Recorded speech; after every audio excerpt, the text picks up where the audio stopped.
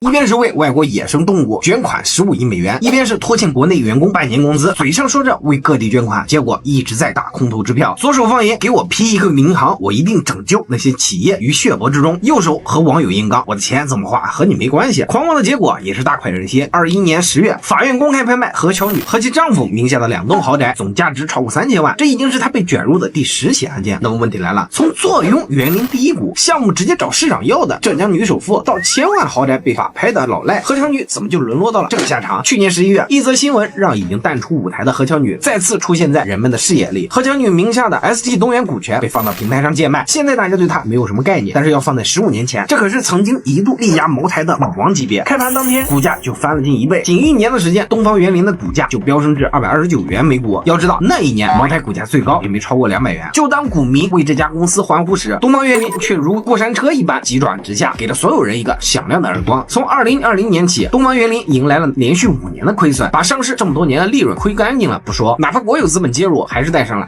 ST 的帽子。问题来了，东方园林究竟是如何沦落到今天这番田地？就像聊小米离不开雷军，谈格力必须要讲董明珠一样。要想回答这个问题，我们必须从东方园林的创始人何巧女开始讲起。纵观何巧女的前半生，用2个字概括，就是叛逆。别人求之不得的公务员铁饭碗，何巧女辞了。名牌大学毕业，她觉得还不够，非要再出国读个书，谁劝都拦不住。直到一次盆景展销会，何巧女才打消了往外跑的念头，因为她发现做生意这件事儿可比读书有意思多了。她从一家小小的花店做起，后5关斩6将，盖起了东方园林。但当时园林市场群雄逐鹿，纵使东园积攒了一些口碑，也不过是小卡拉米的存在。她到底是怎么逆袭成行业老大的？这就不得不提到何巧女生命中最重要的一个贵人，李嘉诚旗下的大将陈月明。当时陈月明正在物色东方广场的园林绿化工程，这块占地10万平方米，位于北京核心商圈的顶级商业地标，是所有园林公司都想要的肥肉。过程如何，咱们不得而知。但是到最后，花落东园，何巧女也正式挤入了中国园林设计和建筑工程的主流圈子。一时间，恭维和掌声，还有房地产商全稳了上来。何巧女是一边赚钱一边发愁，房地产商的单子虽然挣钱，但是结款周期太长，东方园林难免要在前期垫付大量的资金，最后这笔钱能不能全拿到手，还是个未知数。这时候有人问他，你为什么不去和政府合作做市政园林呢？政府只要立项就一定有预算，也一定能拨付。何巧女像被点通了任督二脉，在和政府合作这条路上狂奔，先后承接了北京通州运河文化广场、北京 T3航站楼、北京奥林匹克公园景观大道等顶级市政项目。这些项目让东方园林坐稳了头把交椅，也给足了何巧女底气。他甚至在公开场合表示，东园的项目直接找市长要。2012年，何巧女又听说一个内幕，国家准备启用 PPP 模式，这可能对市政园林行业产生很大的影响。什么是 PPP 模式呢？简单来说，就是地方政府和企业合作完成市政项目，中标企业来负责筹款、建设以及经营，地方政府帮中标企业更顺利拿到金融机构的贷款。等后期项目走上正轨，企业就可以逐年从地方政府拿服务和委托运营的收入。由于前期准备充足，何巧女拿下了很多 PPP 的大单，东方园林的股价和何巧女的身价也跟着水涨船高，凭借300亿的身价登顶浙江省女首富。按照常见的剧本，何巧女应该从此走向光明灿烂的未来，但是现实的荒诞之处就在于毫无逻辑可言。 PPP 模式有个很致命的问题，那就是前期需要企业大量垫付资金，毕竟政府不可能一次性向中标企业支付全部资金，也就是说，一旦融资环境发生变化，企业将受到很大的影响。17年下半年，国家开始收紧金融机构针对 PPP 项目的融资，然而一向嗅觉灵敏的何巧女并没有意识到这是一次战略转型，而不是短暂的调整。她依旧去参加各种慈善晚宴，在媒体面前大显爱心，一会儿要把自己7000多万的股票捐出去修复环境，一会儿又要拿15亿美元保护美国动物。1年后，东方园林隐藏在水面下的问题悄然浮现。18年5月，东方园林发债失败，彻底将东园的债务危机点燃了。一时间，东园股价暴跌，让东园陨落的是我们一个既熟悉又陌生的词儿，叫流动性危机，就是账上没活钱，从外界又融不到资，弹尽粮绝。乐视、北大方正都是因为这个被点了死穴。尽管何巧女将手里的股权质押出去，因为已经交付的 PPP 项目融资依旧无力回天。同年11月，朝阳国资委出手，收购了一部分东园的股权。有人发现何巧女也默默地辞去了董事长的职务。就在大家以为故事结束时，何巧女开始疯狂套现。至于她曾经允诺的慈善捐款，不仅没有实现，现在看来更像是掩饰东园债务危机的借口和侨民捐款的资产转移。现在何巧女依旧还欠着国家上百亿，东方园林也没有走出负债的阴霾。从女首富到老赖，何巧女用她的经历验证了那句创业到最后比拼的是企业家的良心。